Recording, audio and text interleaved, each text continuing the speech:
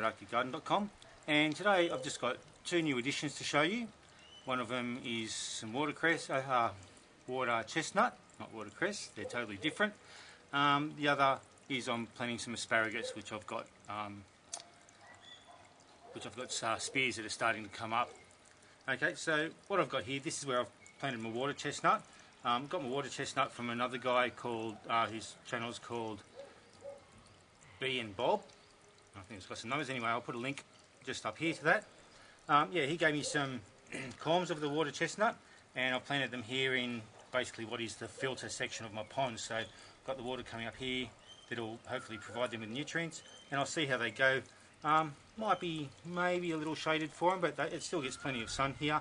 The climate here is certainly a lot colder than where they've come from up in southeast Queensland, so we'll see how they go. Hopefully they go well here. Okay, so this is the water chestnuts here, and of course in garden updates I'll show you how those things have gone.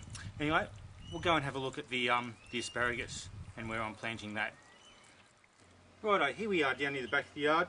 Now I've got the two pots here where I've had the crowns for the asparagus spears, and you can see one here with the asparagus. You can see one of the spears has started coming up here.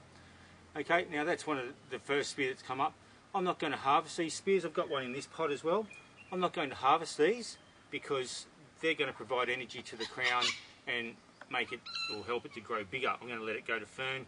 Maybe later on in the season I might harvest a few, but first thing I want to happen is for the crown to build up so that next year I get many more spears and we can harvest some of them. Anyway, we need to get these into the ground. Now, the spot I've chosen here, that's a nice sunny spot, gets a bit of shelter in the afternoon, but the trees I've planted here will give it more shelter in the afternoon. So we need to get them in here. I've dug the hole already, and I'll try and get this out of here without it breaking up too much, but this soil is friable. Oops. Okay, it's going to break up a bit. Okay, so there we go, and you can see the crown there. There's a fair bit of root growth already. So let's put that one there. Now I'll get this one out.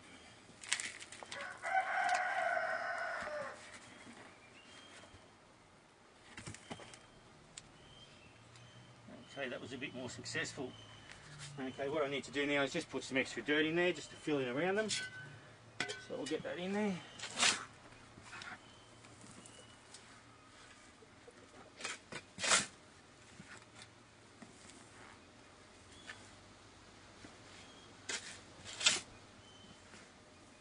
Now, this area here used to be our old veggie garden before I built the new beds, so the dirt here is already fairly well improved, so it should do pretty well. There's already a few worms in this soil here.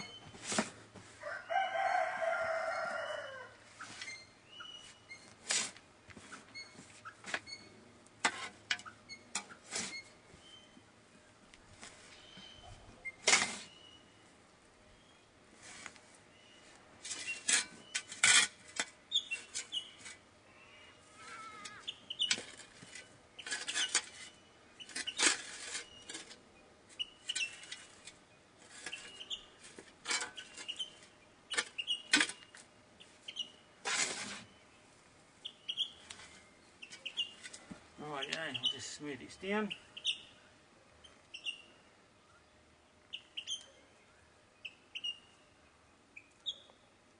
Just make sure those spears are still poking above the ground.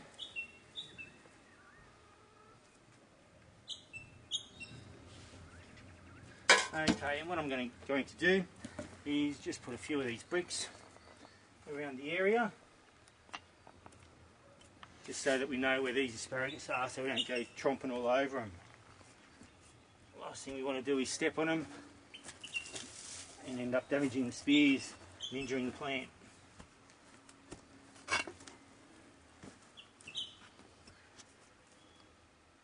Okay, so that'll find that area. We've got one spear here and here. Okay. Rightio, so that's the asparagus in. And while I'm here, I've already given a shout out to Bob, or B and Bob, who gave me the water chestnuts. I'd like to give another one to a young fellow named Hugh, who has Hugh's Nursery. Gave me a shout out a couple of weeks ago when he did a video on worm, or his worm farm that he made. He sort of based a little bit on mine, but made it a bit more simpler. So if you're interested in going to have a look at what he does a lot of propagating and cuttings and stuff, so I'll put his channel link up here as well, and you can go and have a look at what he does. Anyway, that's it for now. We've got these asparagus planted, got the water chestnuts planted, and hopefully all these things will grow, and at the end of the season we'll be able to harvest some water chestnuts, and maybe next year, with asparagus being a perennial, we'll be able to harvest some of these next year after I let them build up a bit of strength in the crown. Anyway, that's it for now, and until next time, happy productive gardening. Bye.